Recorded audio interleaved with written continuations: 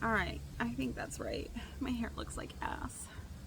Ugh, it's just been a miserable week. Hello, Lightlings. How are you today? I'm sorry about my appearance and that I sound congested. I'm just going through something, and work is the air conditioner's out at work, so I sit in a very hot environment with fans blowing for 9 hours. Anyway, that's not why I'm here. I am here to share some tips about funerals. More specifically, visitations, wakes, and gatherings. So I'm going to break it down. So, what is a visitation? What is a wake? What is a gathering? Well, a visitation and a wake are basically the same thing. It really, I'm outside, forgive the noise.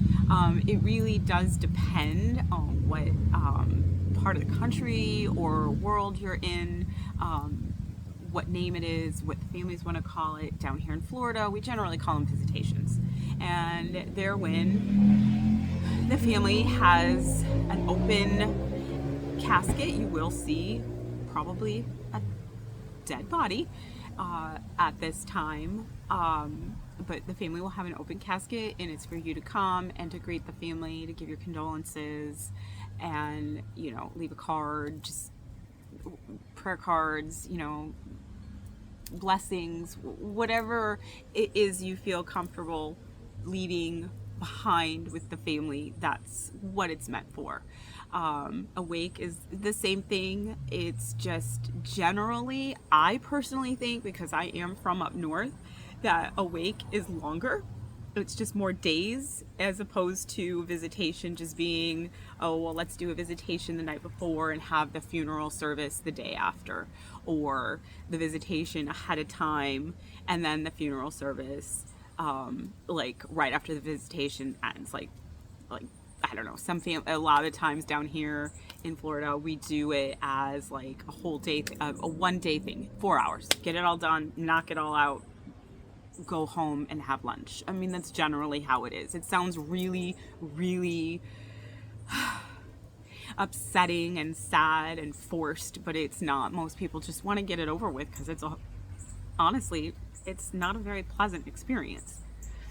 And then we have gatherings.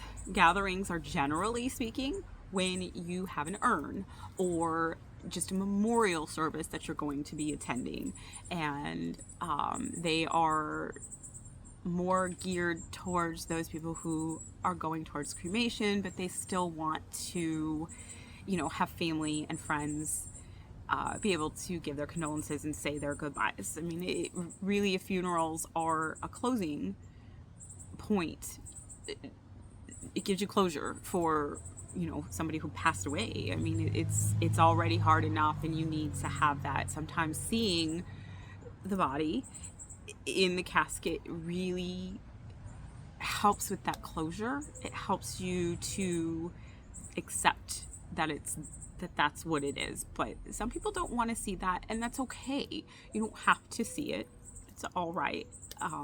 If there is an open casket and you go to a visitation, you are not required to go into the room. You can ask the funeral director or one of the funeral workers if they could go and get the family member and let them know that you're there, and they'll bring them out to you. The families love that you're there. It's not about making you scared or forcing you to see something you don't want to see. They just want to know that you love their loved one like they did, and you're there for them if they need it. So let's get into, we'll talk about cemeteries and cemetery etiquette and actual funeral services, another video. I'm really congested today, so I don't want to talk too much because I'm kind of, my nose starts running, and I need to go take my medicine too. So, and plus it's about to rain, so I'm sitting outside, so I don't want to get wet. Anyway, so let's talk about what should we wear. Well, at most wakes and most funeral or most visitations, people generally wear business casual. I think that a suit is more reserved for the actual cemetery because you're going to be there for a while. The family's going to be there for a long time. In Florida, however, it's very warm, and we oftentimes will wear sundresses, the women, and sandals. That's appropriate. Men can wear polo shirts and nice shorts. With boat shoes or something that is also appropriate for a visitation or a gathering.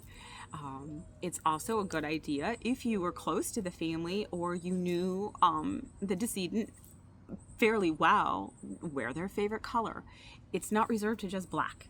Navy blue and black just seems to be where people go to, but don't go in wearing, hello there, don't go in there wearing like a sequined red dress, unless you're like the spouse of the decedent, then whatever. I mean, how many times have I said, oh, I'm gonna wear a red dress to your funeral?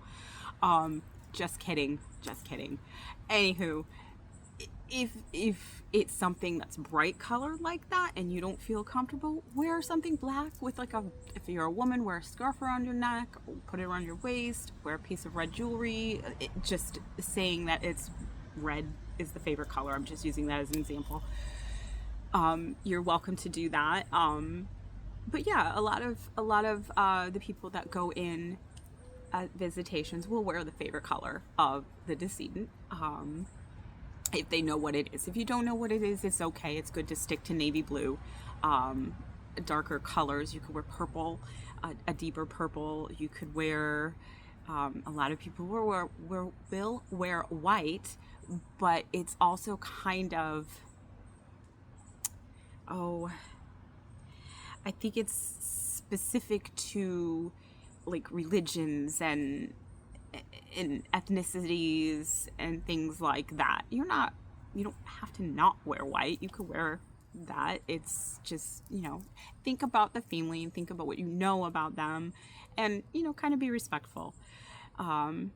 Shoes, in Florida, and I'm sure everywhere else, they dry rot, and it's quite often that we have to give super glue or duct tape to family members, especially women with heels, because their shoes have broken because they're old.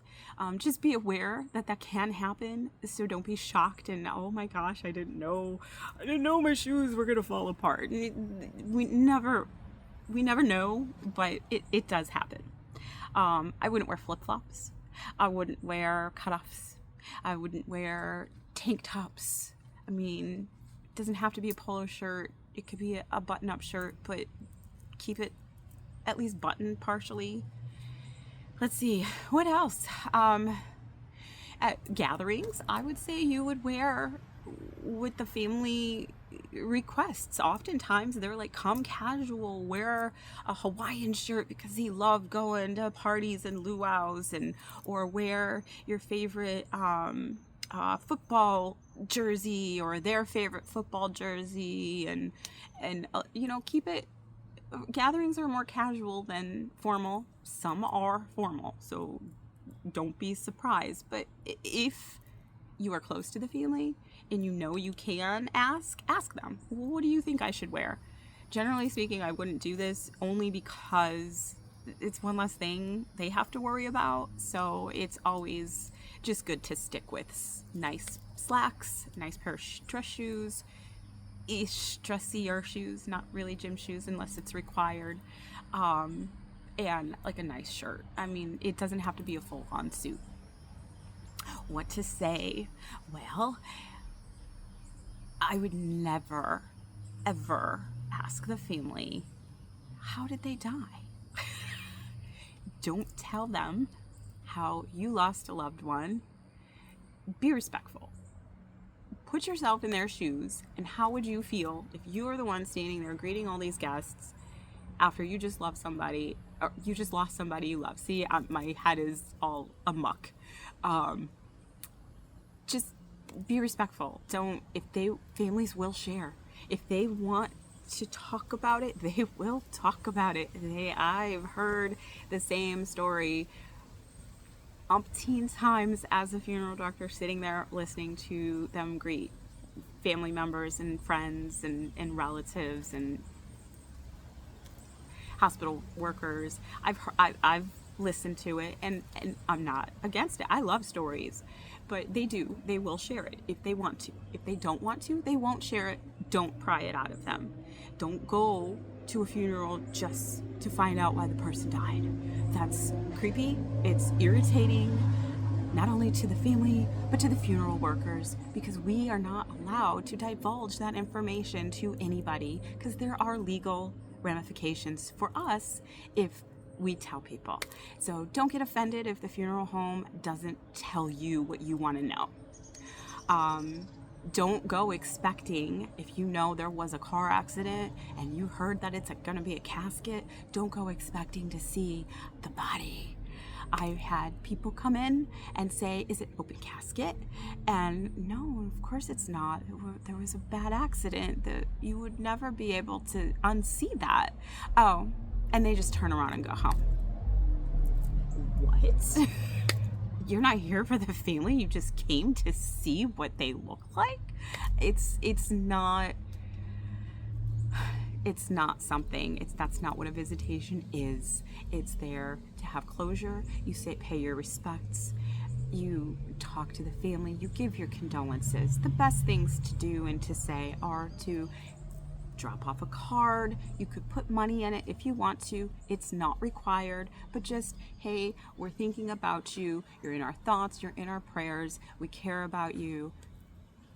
Here you go. Leave the card. Grab a prayer card if there is one. Sign the book if they have a register book, or a little. Sometimes they have little keepsakes that you could take too.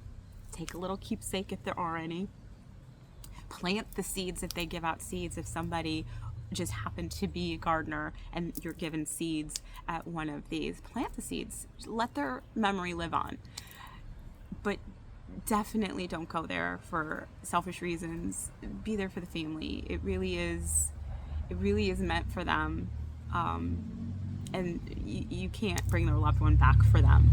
So don't make promises you can't keep. Don't say, hey, I'm here for you, and then never show up. It's a very, very hard moment after the funeral. And I'm sure I've left out a lot of things, so I'm going to touch base on this video again in the future. But for right now, I'm just kind of, my mind's just going, and I'm really diluted up here. But anyway, just be thoughtful. Be aware of how you would feel if you were standing there. What would you want somebody to say to you? What would you not want them to say to you? Generally speaking, that's how funerals are. They're not, or visitations, they're not what you think. They're not scary. They're not terrifying. It's really just, I'm so sorry for your loss. Is there anything I can do to help? I'm here for you if you need something, but back it up. Be there for them. Make sure that you follow through. Take them to lunch. Go out for a drink. Go to the beach. Just go for a walk. If you are able to do those things with somebody who lost a loved one, then do those things. It doesn't stop at the funeral. I can't tell you how many times I have stood at the door of the funeral home and the family gets their last paperwork done, everything signed. There's nothing else that they need from the funeral directors or the funeral home. And they stand there and they look at me and they go, well, I guess this is it. What do I do now? That's why I want to do these videos, so I can help guide people who are there on the other side with these loved ones who don't know what to do. Just be there. Presence means everything, especially at this time, especially after that funeral's done, when the family goes home and there's nobody and they're just sitting there thinking about what to do, what happened, depending upon what it was. It can be very traumatic for them, and it's very lonely time. Not saying bombard them every moment of every day, because that's a little overwhelming too. Just be there, be the presence, text them, call them, send them a letter, just keep in touch. And, you know, try to make them smile if you can, but let them be in their moment. Let them have that grief. They need to feel that. It's not something you are required to take away from them. So sorry that it was so overdrawn and dramatic. I want to keep them light, but how do you keep funerals light? You really don't. So, well, here we are, and I just want to say thank you guys for who subscribed. I don't require subscriptions, but thank you for watching. If any of you are out there watching, I appreciate it very, very much. And I hope that if you do find some meaning in these videos that I'm making, that you will give them to someone who has lost somebody, and or at least take the tips to consideration. So thank you, my lightlings. I love you all. Mwah, mwah. And I wish you all love and light. Thank you.